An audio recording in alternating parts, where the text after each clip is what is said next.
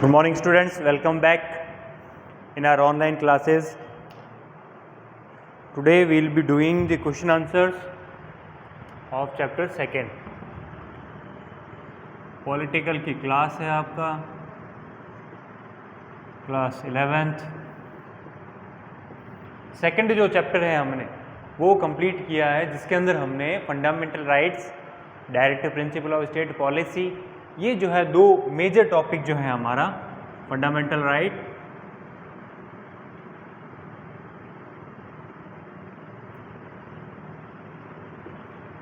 And DPSP, ये जो दो है वो हमने कंप्लीट किए हैं। अब इसके बाद जो है, क्योंकि मैं फिर से बोल रहा हूँ, क्योंकि क्लासेस जो है वो फिजिकल क्लासेस नहीं है, रेगुलर नहीं है, अभी यहाँ पे नोट्स डिक्टेट करवाना पॉसिबल नहीं है, ठीक है। अल्टरनेट डेज होती है, इतना टाइम नहीं है, ठीक है ना। इसीलिए आपको अवेयर रखने के लिए और आपको जो है इंडल्ज, मतलब कि आपको बिजी रखने के लिए मैं अभी क्वेश्चन आंसर जो है वो डिस्कस कर रहा हूँ, ठीक है। और पूरा जो चैप्टर है वो डिटेल में इसलिए पढ़ाया जाता है ताकि आपको कहीं पे भी कोई डिफ़िकल्टी नहीं हो, ठीक।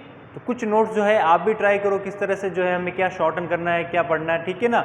और कोई डिफ़िकल्टी हो तो आप जो है पूछ सकते हो। अभी जो इनिशियल्स जो क्वेश्चंस है, ठीक है ना, जैसे करेक्ट इनकरेक्ट ट्रू फॉल्स वगैरह रिगार्डिंग जो है, या कोई स्टेटमेंट वाले क्वेश्चंस जो है उनको हम डिस्कस करेंगे। प्लस जो इम्प्लीमेंटेबल क्वेश्चंस जो होते हैं, आपकी बुक में जनरली दिया हुआ है, NCERT स्कीम बुक में दिया होता है कि आप कितना माइंड जो है इसमें इंडल्ज करते हो, माइंड कितना आप इसमें देते हो, आपको कितना समझ में आया, ये वाली सारी चीज़ जो है इसके हिसाब से ही क्वेश्चंस आते हैं।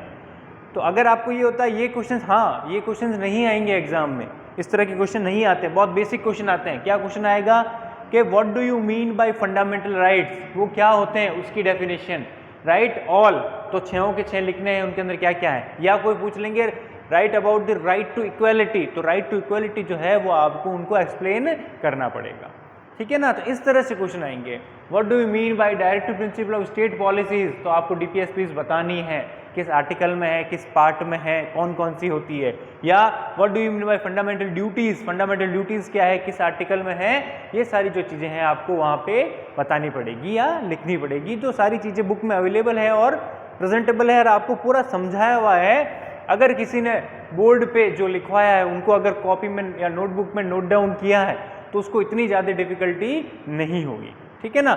और जैसे ही स्कूल ओपन होगा, प्रोबेबली जैसे आज डेट हो गया अराउंड 12th है, तो आप मान के रख लीजिए कि अराउंड नवंबर 1st वीक में जो है स्कूल ओपन होने के काफ़ी चांसेस हैं। मैं ये नहीं कहूँगा 100% है, पर बहुत ज़्यादा चांसेस हैं, तो ओपन होगा, उस वक्त हम देख लेंगे, ठीक है ना। तो एक सेकंड में आपकी बुक ले लेता हूँ।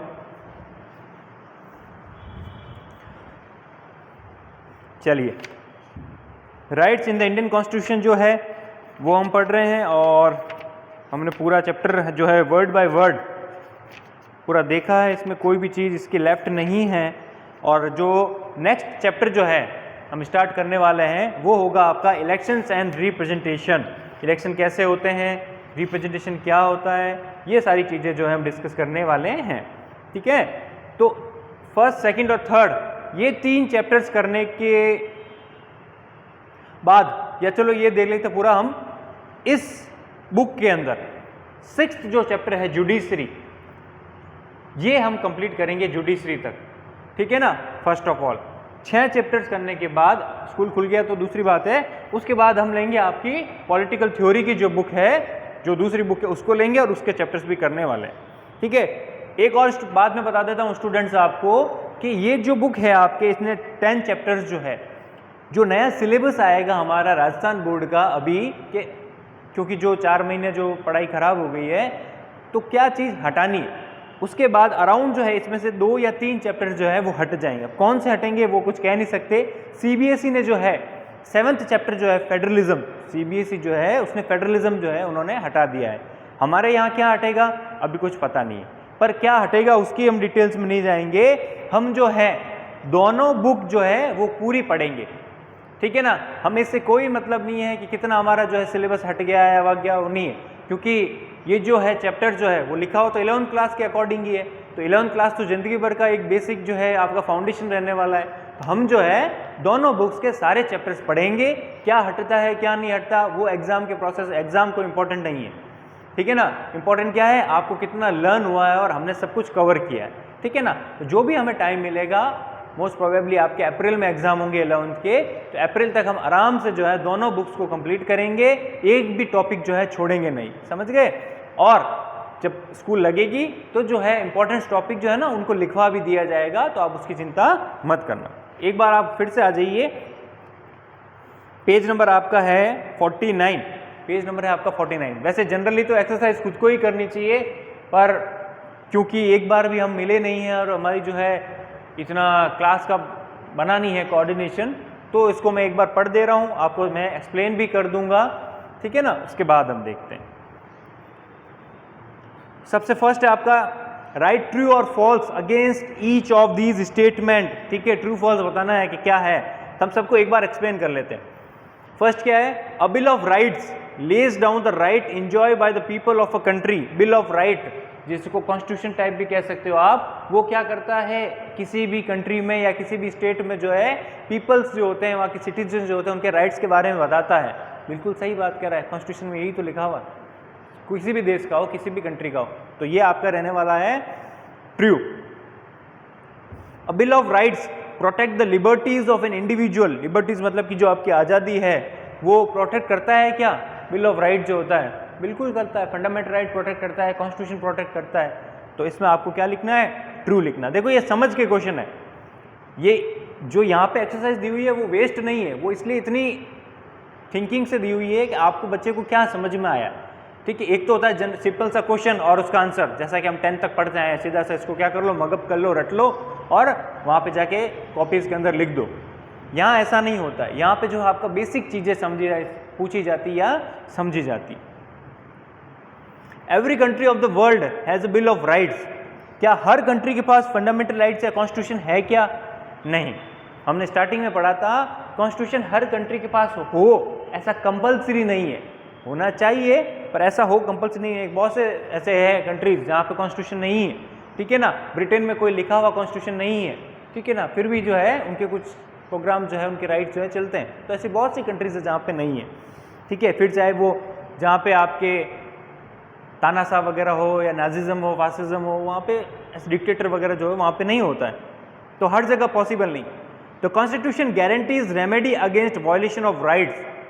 राइट्स का वायलेशन हो रहा हो अगर, तो कॉन्स्टिट्यूशन क्या करता है, आपको रेमेडी देता है, आपको उपचार देता है। हाँ देता है, आर्टिकल नंबर 32 जो है राइट टू कॉन्स्टिट्यूशनल रेमेडी, मतलब कि अगर आपका कोई फंडामेंटल राइट वायलेट हो रहा है तो आप जो है किसको अप्रोच कर सकते हो, कोर्ट को अप्रोच कर सकते हो। तो ये ट्रू है। नेक्स्ट आता है, हाँ एक तो है जो बच्चों ने जो है, जहाँ तक मेरा अनुमान है कुछ लोगों ने वीडियोस नहीं देखी थी और सीधा क्या किया कि जो पीडीएफ आपको ग्रुप में सेंड हुई थी ना, उसको जस्ट जेरोक्स या खुद उतार के जो लेके आ गए, कॉपी दे दी, चेक कर लो। तो मैंने उनके इनकम्प्लीट लिखा है, ठीक है ना। क्वेश्चन फर्स्ट से लेके 10 तक सारे करने, ठीक है ना। तो जो लोग वीडियोस नहीं देख रहे हैं अभी देख लो। और अब तो वीडियो सारी 11th की जो है, Hindi, English, geography, political, history जो भी है, लिटरेचर, सारी की सारी पब्लिक है, आप आराम से देख सकते हो। अब कोई बहाना नहीं बनाएगा कि जो है हमने अभी तक नहीं देखा है। जो न्यू स्टूडेंट हैं उनके लिए भी एक बार तो आप ये चैप्टर करके लाओ। फर्स्ट वाला देखते हैं, पहले सेकंड चैप्टर जो है करके लाओ। विच of the following is the best description of fundamental rights. अब इनमें से बताना है कि चारों में से सबसे बेस्ट कौन सा है जो फंडामेंटल राइट को डिस्क्राइब कर रहा है। All the rights an individual should have. Fundamental rights का ये होता है क्या, एक इंडिविजुअल की क्या राइट्स होने चाहिए, वो सब बताता है। लगभग, सारे नहीं पर लगभग ये सही है। All the rights given to citizen by law. कानून ने क्या सिटीजन्स को लॉ राइट्स दिए, ये बताता है फंडामेंटल। एक्चुअली ये तो कॉन्स्टिट्यूशन बताता है वैसे, पर हाँ कुछ सही है। The rights given and protected by the constitution. Fundament जो है आपका फंडामेंटल राइट क्या बताता है कि हमें कॉन्स्टिट्यूशन कौन कौन से राइट देता है और कहाँ हमें प्रोटेक्शन है। तो ये काफ़ी ज़्यादा हमें करेक्ट लग रहा है। नेक्स्ट पढ़ लेते हैं। The rights given by the constitution that can not ever be restricted ऐसा है कि वो बिल्कुल ही रोक नहीं सकते हो, ऐसा भी नहीं है, कुछ कुछ हद तक है पर सारों में नहीं है। तो जो सी ऑप्शन है ना वो सबसे ज़्यादा करेक्ट है। देखो करेक्ट तो सब भी है पर सबसे ज़्यादा बेस्ट पूछा है, सबसे ज़्यादा करेक्ट कौन सा लग रहा है, तो ये लग रहा है कि कॉन्स्टिट्यूशन जो क्या बताता है, आपको कुछ राइट्स देता है और राइट्स के बारे में बताता है क्या प्रोटेक्शन है आपको। तो सी वाला ऑप्शन जो है वो करेक्ट है। Read the following situation which fundamental right is being used और violated in each case and how. चलो देख लेते हैं, आपको बताना है इन सर्कमस्टांसेस के अंदर जो है कौन सा जो है राइट जो है वो वायलेट हो रहा है या वो आगे आना चाहिए। फर्स्ट है ओवरवेट मेल कैबिन क्रू, ये एरोप्लेन की बात कर रहा है, are allowed to get promotion in the national airlines but their women colleagues who gain weight are penalised. ठीक है, अब ये बता रहा है कि एक एरोप्लेन की कंपनी है, मान लो एयर इंडिया है, उसके अंदर जो मेल है, जो भी मेल स्टाफ लगा हुआ है उसका वजन बढ़ रहा है तो कोई दिक्कत नहीं हो रही, उनको प्रमोशन मिल रहा है। पर वहीं पे अगर जो फीमेल का वजन बढ़ जा रहा है तो क्या हो रहा है, उन जो है फीमेल्स का प्रमोशन नहीं हो पा रहा है या प्रमोशन जो है वो रोक दिया जा रहा है। तो बताओ इसमें क्या हो रहा है, कौन सा कॉन्स्टिट्यूशन सॉरी फंडामेंटल राइट्स का वायलेशन हो रहा है। तो इक्वलिटी नहीं है यहाँ पे, मेल और फीमेल में इक्वलिटी नहीं है। हमारा जो राइट टू इक्वलिटी है वो बोलता है मेल और फीमेल सब बराबर है, या ट्रांसजेंडर है सब बराबर है, किसी के भी बॉडी के बेसिस पे, कलर के बेसिस पे, कास्ट के बेसिस पे आप जो है डिस्क्रिमिनेट नहीं कर सकते। और ये एयरलाइन कंपनी क्या कर रही है, डिस्क्रिमिनेट कर रही है। तो आपका जो राइट टू इक्वलिटी है वो जो है वो वायलेट हो रहा है। लिख लेना, right to equality is being violated. A director makes a documentary film that criticise the policies of the government. ठीक है, अब इसके अंदर क्या हो रहा है, एक डायरेक्टर जो है ऐसी मूवी या डॉक्यूमेंट्री बनाता है जिसके अंदर गवर्नमेंट की बहुत बुराई की हुई है। तो ये किसका वायलेशन कर रहा है, ये वायलेशन कर रहा है जो स्पीच और एक्सप्रेशन का जो फ्रीडम है उसका वायलेशन हो रहा है। आपको आज़ादी है पर इतनी भी नहीं है कि आप जो है किसी के खिलाफ बिल्कुल ही गलत सलत बोले जा रहे हो। तो वो जो है आपका freedom of speech and expression, second का आंसर रहेगा आपका freedom of speech and expression.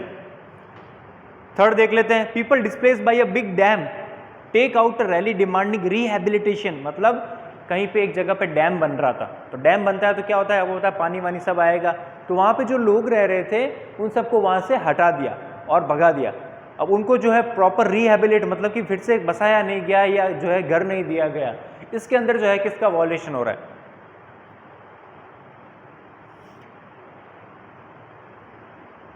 ठीक है। तो ये ले निकाल रहे हैं, तो इनको क्या है आपके freedom to reside, freedom to reside मतलब रहने की जो आज़ादी है। फिर एक्सप्रेशन, ठीक है, रिजाइड और एक्सप्रेशन रहने की और बोलने की। भाई अगर आपको जो है आपके घर से ज़बरदस्ती निकाल दिया जाता है, ठीक है, और कहीं पे बसाया भी नहीं जाता है, तो आपको आज़ादी है रैली निकालने की, तो ये एक्सप्रेशन की आपके है। और क्या कर सकते हो इसमें, असेंबली कर सकते हो, पीसफुल मतलब कि शांतिपूर्ण। अगर आप कहीं पे धरना हड़ताल वगैरह करते हो तो कोई दिक्कत वाली बात नहीं है, गवर्नमेंट के खिलाफ आप कर सकते हो अगर आपका राइट का वायलेशन हुआ है तो ये तीनों आप लिख लेना। Andhra society runs Telugu medium school outside Andhra Pradesh, ठीक है। तो इसमें क्या हो रहा है, कौन सा फंडामेंटल राइट यूज हो रहा है। अगर कोई आंध्रा समुदाय है, कम्युनिटी है, वो आंध्रा के बाहर भी जो है अपने कल्चर को या अपनी लैंग्वेज को जो है प्रोपोगेट करने के लिए आंध्रा स्कूल या तमिल जो आंध्र होती है वो आपका जो है तेलुगु जो है वो स्कूल खुले जा रहा है। तो क्या दिक्कत है, राइट टू कल्चरल है, आपको बताओ सबको अपना कल्चर जो है वो स्प्रेड करने की आज़ादी है हमारे यहाँ पे। तो cultural right to represent and protect one own language culture, ठीक है। तो इसमें लिखो right to culture, right to representation of culture, ठीक है। अपने कल्चर को रिप्रेजेंट करने का इनको पूरा राइट है। और क्या हो सकता है इसमें, एंड प्रोटेक्ट ओन लैंग्वेज, और अपनी लैंग्वेज जो है उसको प्रोटेक्ट करने की इनको आज़ादी है। चलिए फिर क्या आता है, which of the following is a correct interpretation of the cultural and educational right. अब आपको ये राइट के बारे में बताना है, इन चार में से कौन सा आपको करेक्ट लग रहा है। Only children belonging to the minority group that has open educational institution can study there, ठीक है। अगर किसी माइनॉरिटी ने, मतलब माइनॉरिटी जो कम्युनिटी है उसने कोई स्कूल खोली है या मदरसा खोला है, या सिख वाले हैं तो उन्होंने गुरुद्वारा में कोई स्कूल खोली है, उसमें क्या वो माइनॉरिटी के ही बच्चे पढ़ सकते हैं क्या? बिल्कुल गलत है, ऐसा नहीं है, सब भी पढ़ सकते हैं, तो ये सही नहीं है। फिर है government school must ensure that children of the minority group will be introduce to their belief and culture. Government school को ये ट्राई करना चाहिए कि जो माइनॉरिटी से रिलेटेड जो भी बच्चे हैं, जिनकी कास्ट जो है माइनॉरिटीज़ के अंदर है, उनको जो है ज़्यादा से ज़्यादा पता होना चाहिए कि उनकी कास्ट कैसे होता है, उनकी कल्चर क्या है। ये गवर्नमेंट स्कूल्स को जो है प्रोग्राम करवा के, जो है हर तरह के फंक्शन करवा के उनको भी आगे इंकरेज करना चाहिए। ठीक है, बात तो सही कह रहा है, पर अभी रुकते हैं। Linguistic and religious minorities can open school for their children and keep it reserve for them. नहीं, लैंग्वेज और रिलीजन, लिंग्विस्टिक मतलब कि लैंग्वेज के बेसिस पे और रिलीजन के बेसिस पे आप कोई स्कूल खोल देते हो, ठीक है, मदरसा ही खोल दिया आपने, ठीक है, उसमें आप कहते हो नहीं जो उर्दू पढ़ सकता है बस वही आएगा, बाकी नहीं आ सकते, ये बिल्कुल गलत है, ऐसा नहीं हो सकता, ऐसी कोई आज़ादी नहीं है। अपने लिए खोल सकते हो पर दूसरों को मना नहीं कर सकते। चलिए, ये तो सी तो गलत हो गया, ए गलत हो गया, बी पे अभी हम रुके हुए हैं, डी पढ़ लेते हैं। Linguistic and religious minorities can demand that their children must not study in any educational institution except those managed by their own community. क्या लिंग्विस्टिक और रिलीजियस वाले ये डिमांड कर सकते हैं कि हमारे बच्चे जो है और कहीं नहीं पढ़ेंगे, हमारे कल्चर, हमारी सोसाइटी, जो इस कास्ट से भी वो है या जिस धर्म से भी वो है, उनकी जो स्कूल है सिर्फ उसी में पढ़ेंगे, बाकी कहीं नहीं पढ़ेंगे? नहीं, ऐसा नहीं हो सकता। बच्चे अगर पढ़ना चाह रहे हैं, आप बच्चों को थोड़ी रोक सकते हो, अपने जो भी आइडियाज़ है बच्चों पे नहीं लगा सकते हो आप। बच्चे अगर पढ़ना चाहते हैं तो दूसरी जगह भी पढ़ सकते हैं, ऐसा ज़रूरी नहीं है कि जो है वहाँ ही पढ़ेंगे। जो भी माइनॉरिटीज़ के लैंग्वेज के बेसिस पे जो भी खुली, जैसे आंध्रा वालों ने स्कूल खोल दी या जैसे राजस्थान वालों ने स्कूल खोल दी, बोले सिर्फ मारवाड़ी बच्चे आ सकते हैं, ऐसा नहीं, और सब इसी में पढ़ेंगे, ऐसा भी नहीं है। अगर मैं बोल दूँ कि सभी बच्चे सिर्फ गवर्नमेंट स्कूल में ही पढ़ेंगे, ज़रूरी थोड़ी है, वो कहीं पे भी पढ़ सकता है, फॉरेन भी जा सकता है, ऐसा जरूरी नहीं है। तो ये डी भी गलत हो जाता है। फिर बचता कौन सा अपना? B option. तो बी ऑप्शन करेक्ट है, आपको जो है उसको लिखना है। Which of the following is the violation of fundamental rights and why. अब इसमें से आपको बताना है फंडामेंटल राइट्स में किसमें वायलेट हो रहा है।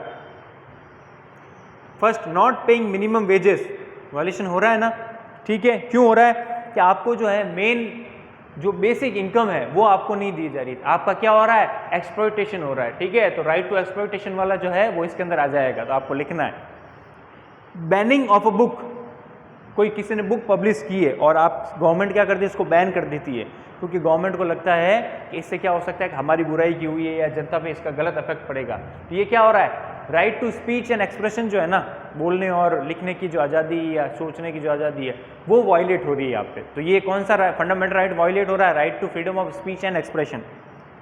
Banning of loud speaker after 9 PM, 9 बजे के बाद में जो है आपका क्या हो रहा है? लाउड स्पीकर को बैन कर दिया जाता है। इसके अंदर कौन सा फंडामेंटल राइट वायलेट हो रहा है? ये आपका राइट टू फ्रीडम वाला है।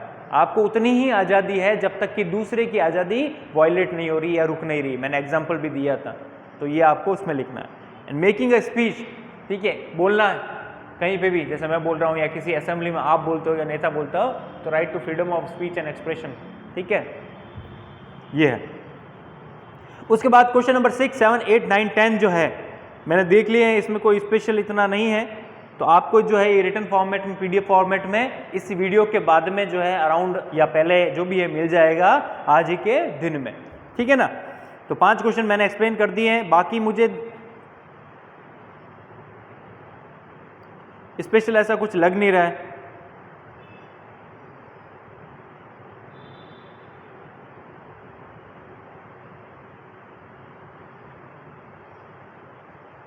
सब आपके जो है चैप्टर में से फिर से उठाए मैं, ठीक है ना। जैसे ये an activist working among the poor says that the poor don't need fundamental right, what they need are directive principle to be made legally binding, do you agree with this, give your reason. अब ये बता रहा है कोई social worker है जो poor के साथ जो है उनके लिए काम करता है, और वो बोलता है इनको फंडामेंटल राइट नहीं चाहिए, इनको तो DPSPs में जो दिया हुआ है ना वो बाइंडिंग होना चाहिए, लीगली बाइंडिंग होना चाहिए।